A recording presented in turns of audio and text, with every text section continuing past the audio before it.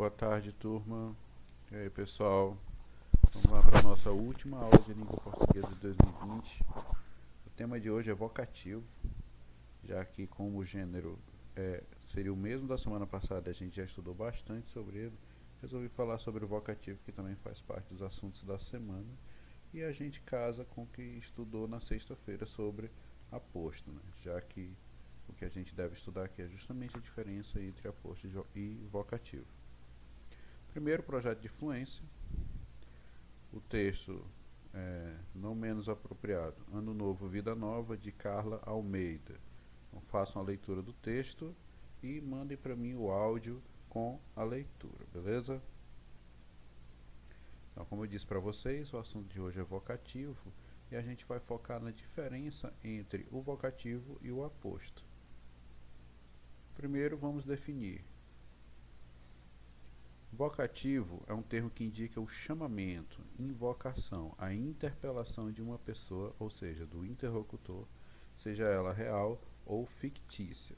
Como eu já falei rapidamente para vocês na sexta-feira, o vocativo é um termo da oração que serve apenas para fazer esse chamamento, o chamamento a quem vai se dirigir a mensagem, a quem vai se dirigir a fala ou a frase.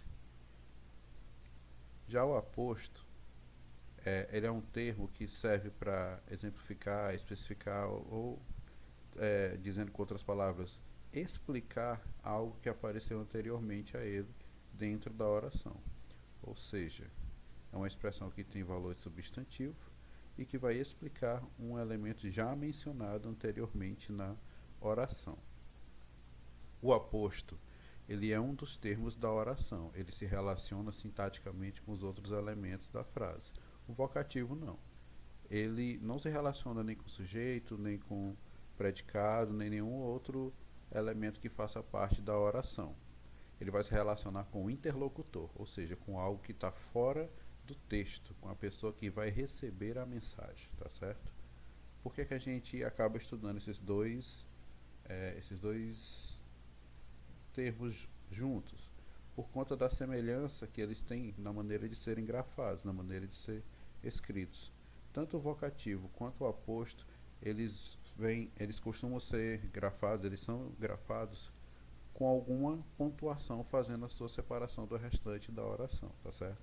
Então é por isso que a gente estuda os dois juntos e é interessante sempre observar a diferença entre eles. Primeiro, o vocativo. Trouxe aqui uns exemplos para vocês. Professora, queremos saber as notas. Bem, aqui nós temos em destaque a palavra professora. Bem, por que ela está destacada aqui? Ela serve para fazer o chamamento a quem essa oração vai se dirigir. Queremos saber as notas. Aqui nós temos a nossa oração. Perdão aí da linha reta que eu estou traçando aqui por baixo da frase.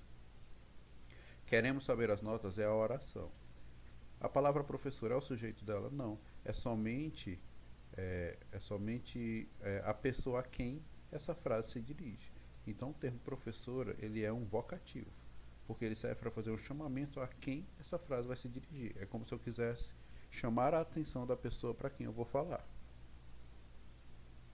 Não diga dessa forma, Manuela.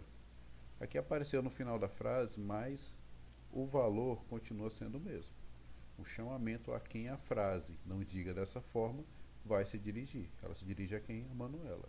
Então, Manuela é o vocativo, porque ela é o chamamento da pessoa a quem essa oração vai se dirigir. Tivemos azar, amiga, de ninguém nos encontrar. A mesma coisa para a palavra amiga aqui em destaque no meio da oração. Isso aqui mostra que o vocativo pode ser deslocado. O mais comum é ele aparecer no início, mas ele pode ser deslocado dentro da oração, podendo aparecer no início, no meio ou no final dela, tá certo? E o detalhe, a vírgula. Todos os vocativos aqui dos exemplos foram separados do restante da oração por meio das vírgulas. Então o vocativo sempre vai ser grafado com alguma pontuação, o destacando do restante da oração. Pode ser até mesmo uma exclamação, mas o mais comum é o uso da vírgula, tá bom? Aposto. Vamos observar aqui esse exemplo. A geografia, estudo da Terra, é uma disciplina fundamental do currículo escolar. Vou colocar aqui logo outro exemplo. A geografia, estudo da Terra, esse termo aqui em destaque, ele serve para quê?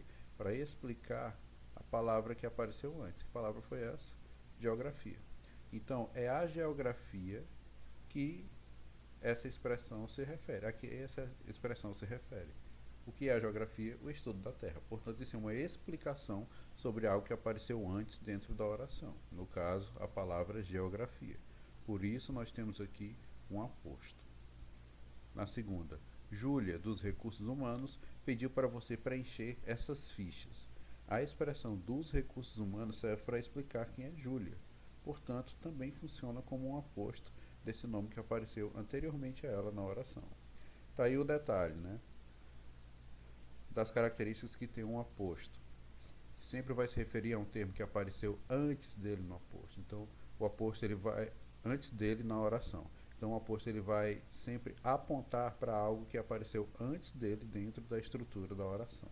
Segundo detalhe, a questão da pontuação. É essa semelhança que o aposto tem com o vocativo. O fato de, na maioria esmagadora das vezes, o aposto vir destacado do restante da oração por meio de pontuação. Normalmente entre vírgulas, mas podendo também ser grafado entre parênteses ou entre travessões, tá certo? Mas a grande diferença é, o aposto ele é um termo que faz parte da estrutura da oração. Então, ele faz parte da oração de forma geral, sendo um dos elementos que a compõem. O vocativo não. O vocativo ele só serve para fazer um chamamento para a pessoa, para o ser que vai receber a mensagem proferida. Tá bom? Então, a aula curtinha de hoje.